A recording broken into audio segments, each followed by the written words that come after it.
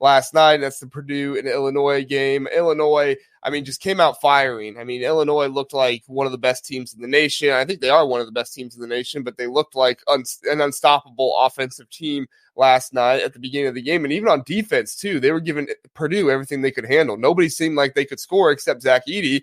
And it was because, Illinois was basically just having him go one-on-one with Coleman Hawkins. And I know people were kind of dogging Coleman Hawkins a little bit, but at the end of the day, he put up his best fight he possibly could, and he wasn't fouling him. So at the end of the day, you didn't lose Coleman Hawkins to fouls. And the way I look at it, it's like you live and you move on with it. Either you can just hack the crap out of Zach Edey and hope he misses his free throws, or you can just give him good contests and hope he misses the shots.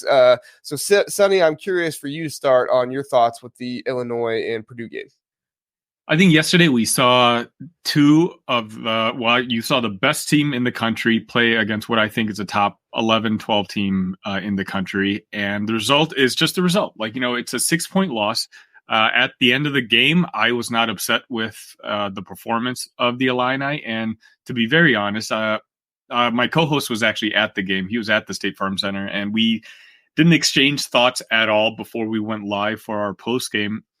And both of us had the same thought, that our own perception for what the ceiling for this Illinois team was actually raised a bit, despite the loss, compared to where it was with the pregame. Because for us, it's, we know we have the offense. And sure, the offense didn't show up as much yesterday. Mainly Terrence Shannon wasn't able to get his points in transition. But on one of our worst offensive nights in, I want to say, months, we scored 71 points. The game that preceded this show right now, the final score is 53-49 or something along those lines. Purdue is, quite frankly, I've been on the show all season long, and I've always given them credit. I've said that they're the best team in the country. They have the best player in the country 2 years running. And this game just came really to a matter of a whistle or two here, or a couple bounces, here and there. 9 minutes left. Zach Edey blocks Coleman Hawkins, and, replay show, he hit his hand, stares him down afterwards. Purdue comes back and scores. Now, if the referees had called a foul there, that's foul number 4 on Edey with about a little less than 10 minutes left in the game. How much does that change the game? How the rest of the results go? With about 2 minutes left, Braden Smith is at half court and dribbling, and he loses the ball to the backcourt. You hear a whistle, think a backcourt violation is about to be called, but the referees called an off-the-ball foul on Justin Harmon, giving Purdue the ball back again. So, and then, it is what it is. It's one of those games where I'm not too upset at the result. I think Purdue is a fantastic team, and I've always said that they're a fantastic team. And to lose 77-71 to what we're going to talk about later, I think is the team that's going to win the national championship this year, I have no ill feelings at all. Yeah, if I had to give my thoughts on that obvious, whatever, bounce the ball off your foot type of situation, the way I look at it is I try to look at how the game is officiated in that moment, right? And if they were officiating the game in such a way that would be a foul, then it would make sense to me. However, it seemed like they were letting stuff like that go by all game. I saw guys going through screens and getting held like that all game on both sides of the ball. I'm not saying either one was being favored or either one was being looked at differently. But to me, it just looked like that was allowed all game, And so, obviously they can call it if it's foul by the rule of the book, they can call it. But to me, it's almost like, as a former player, you learn by what the refs are allowing you to do. And so it's one of those things where I don't blame the refs at all. It's fine that they called the foul, but I look at it and I'm like, they were letting them do it. And to be clear, I'm not the words haven't come out of my mouth that I'm blaming the refs for this particular game. Right, I know you're not. Saying it was a great game that a lot of 50-50 calls, went our way and their way. And the final result was a 77-71 loss to what I think is the best team in the country. And,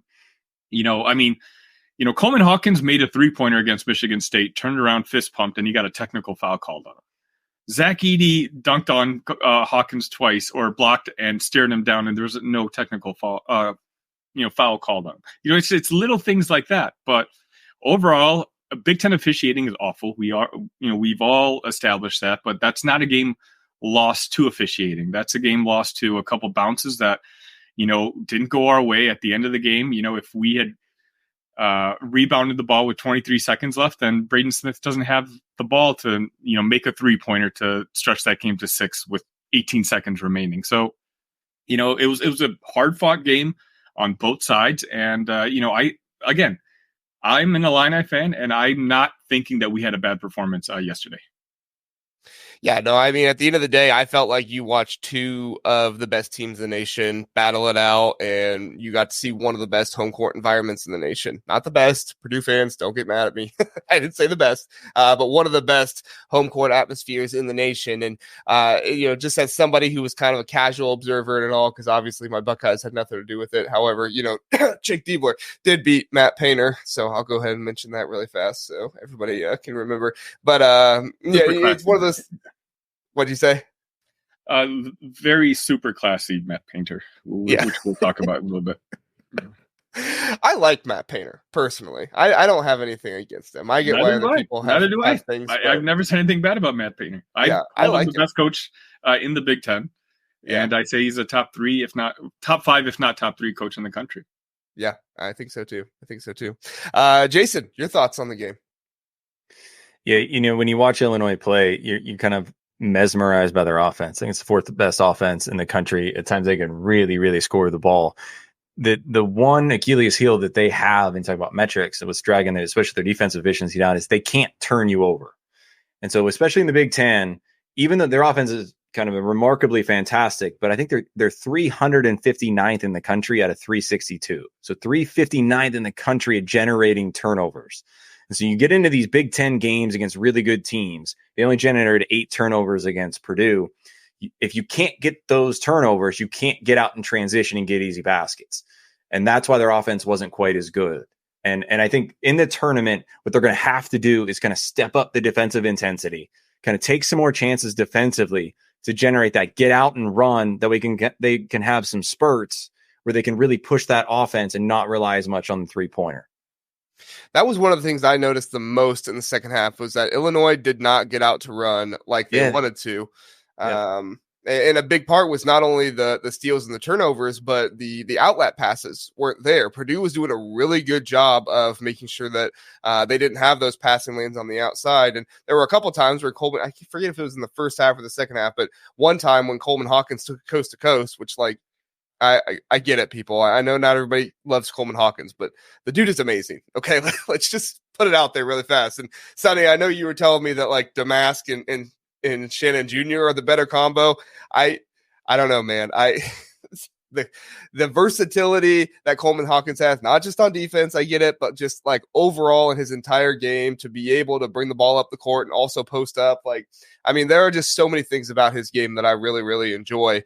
And he was shut down in a lot of ways last night by Purdue. So kudos to them, because he's a really tough player to shut down. But Sonny, you have any more thoughts on just Coleman Hawkins, the turnovers, not being able to get out and transition, any of that stuff before we move on to the next question? No, I guess just to circle back on my initial thought, that's one of the reasons I think I'm more optimistic about where Illinois is moving forward, at least in the tournament, is we had a pretty good defensive game against Purdue. It wasn't one of those, especially in particular in the first half, they did what I was hoping they would do in the first game, where you just let Edey get all his points. I think at one point he had 14 points and his teammates also had 14 points. Then in the second half, the strategy just changed. And, Brad Underwood, I'm not sure, we're going to be, his late game adjustments is always going to be something that Illinois fans kind of pounce on. And, the Purdue shooters got going in that second half. Our shooters didn't get going. Terrence Shannon wasn't able to do what he does best. And, we talked about it, in transition, putting his head down and going to the rim. He wasn't able to do that. And when that ability is taken away, that kind of takes away an angle of Illinois' offensive onslaught that they tend to bring forth every single night. So, all credit to Purdue and Matt Painter. And, but again, on the defensive side, I don't think we played too badly. And to play that closely against the team that's going to win the national championship, I feel pretty good about myself. Well, and credit to Purdue as well, because they were able to dictate the pace of this game, which I think, was a big part of why you saw this game only in the 70s. You see teams like Penn State and Iowa who are willing to get out and run and do some of those things with Illinois. That's how you get those, 90, sometimes in the 100-point games. And Purdue, I mean, they wanted to play that brand of basketball, and I think Illinois showed they can play that brand of basketball as well, but obviously, like you said, Purdue, just a really, really good team, and there's no shame in losing to them. So, Jason, I have two questions for you. I want to start with Michael's question. He asked it a little bit earlier. He said, here we go. That said, JR, when will Jason have Purdue locked in as an overall number one seed? So I don't know if he's saying the number one of number ones or just a number one seed. What do they have to do to have that locked in, Jason? Do you know? I think they're probably going to have to make the finals. It's going to be dictated on a lot of the other teams as well. What do UConn and Houston do? It's going to a really simple answer would be probably the finals of the Big Ten tournament. As long, and that would even include if UConn and Houston won theirs. The reality is that those three are going to split up. They're all going to go to the regions of their preference. And so while it really, of course it matters, Purdue's going to have the path through Indianapolis and such. They've got 11 quad one wins, and that includes Arizona, Tennessee, Bama, Marquette. I mean, those are tremendous. So right now they're absolutely the one overall, and they very, very likely will get in to the one overall as well. So will UConn, Houston. It's going to be the fourth. The fourth one seed is going to be up for grabs, whether it's a Tennessee, an Arizona, maybe a UNC slides in. Yeah, that's really interesting to think about. And I think the same thing, Houston, UConn, those teams. And Houston was down earlier tonight. I didn't see what happened in their game. However, they're not an invincible team, so something could happen. It's really interesting to think about. Jason, my other question was the Purdue obviously have had their struggles in the tournament lately. I'm not here to revisit all of those, as I know our Purdue fans in the chat don't want to revisit all of those. However, from a metric standpoint, what does it look like Purdue has to get at this season in the tournament to really, take that run, not just the Sweet 16, but, Elite 8, Final Four, stuff like that? What are some of the things that either they need to correct or they just really need to lean into with their gameplay in order to get there?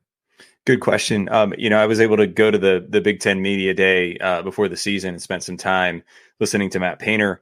And one of the interesting things was he was very transparent. He was really impressive and very transparent. He talked about that his young freshman guards last year at the end of the year were struggling shooting the ball, and they started to lose their confidence. So Smith and Lawyer, they started to lose their confidence late in the year.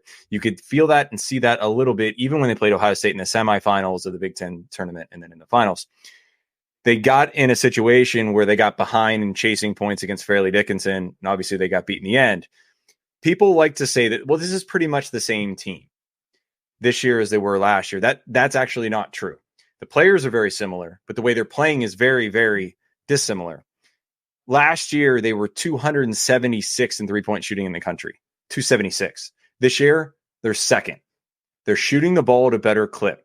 One of the reasons is they brought in Lance Jones from Southern Illinois as a transfer, and he's spreading the floor. They're using his athleticism to drive the ball to the basket and kick out. So their guards, Smith and Lawyer, are getting more open. They're setting their feet, and they're getting better looks. They're making it a higher percentage. They're much more confident offensively around the perimeter, and they're shooting the ball better. That was their big Achilles heel last year. They fixed that, so they should be in much better shape. Interesting. Yeah, I think that was one of the things I pointed out when they played Ohio State and they lost to them. Fletcher Lawyer only took one 3-pointer, or only made one 3-pointer. Either took or made. I can't remember off the top of my head, but the 3-point shooting was not what it should have been in that game. I felt like, and a lot of it was because Edey was getting the ball stripped a few times there by some uncharacteristic defensive play by Zed Key, just so happened to be in one of the biggest games of the year and spark plugged them in that. But that's a huge factor for them. Sonny, on the court, when you look at Purdue so far this season, what do you think they need to do to make it far in the tournament? And can they make it far in the tournament? Do you think they're going to kind of flip the narrative this year and maybe make the Elite Eight, Final Four? Well, JR, I've now had about 24 hours to reflect on that game and really, got to get to know a lot of the Purdue folks, whether it be on the internet and watching the game. And I'll just tell you now that my opinion has changed completely. It starts off at the top. You have the very classy Matt Painter. Unfortunately, I found out that their basketball team during the game yesterday had a fan base yelling expletives at the players, and apparently that's frowned upon in a college basketball game. And so very unclassy on the Illinois fans' behalf. Matt Painter, Brad Under was yelling at the refs. And even though Matt Painter was shown talking to the refs basically anytime he was on the screen, I'm sure the classy Matt Painter was just merely giving words of encouragement the entire time, telling the referee he was doing a fantastic job the whole time because, Matt Painter does nothing wrong. We talk about the players. I apologize. We talked about early in the game where I said Zach Edey arguably fouled Coleman Hawkins on that play. Now that I take my Illini hat off, what he was actually probably doing was giving Coleman a high five, congratulating him on the dunk. And then that stare afterwards wasn't an intimidation stare. It was to check to make sure Coleman Hawkins was doing okay because Zach Edey does no wrong. A very classy gentleman himself, too. Casual mentioned it last week, Kent, that every time Purdue plays, you can always see the opposition, the fan base cry about Purdue and their foul calls. And what he didn't realize is that really Purdue's the only fan base who understands basketball. I don't know if you knew that, JR. I'm telling you. I learned that actually in the last 24 hours. They know the rule more than anyone else. And so when you talk about having the best player on the court for 2 years running, and that guy, you've created an offense that doesn't commit any fouls, both on offense and defense, and you have the best coach in the country. Now, JR, I know what you're thinking, but Sonny, they've lost to a 13 seed. They've lost to a 15 seed. They've got lost to a 16 seed. This is not about that, JR. We're talking about this Purdue Matt Painter team moving forward. I think last year's flaws were their backcourt was young, inexperienced. This year, they're not. They're a team. They showed yesterday Braden Smith has ice in his veins.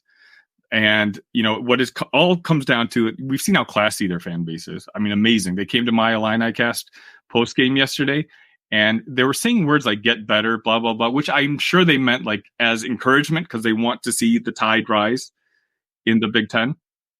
And, you just saw guys smoking cigars in their post game, which is flattering, for a team that they don't consider a rival. So anyways, to round it out, and you are my witness to this, I believe in destiny. I believe in the Disney storylines. And this is the year that 100% I'm putting my money where my mouth is. I have $100, two separate bets on plus 750 and plus 850.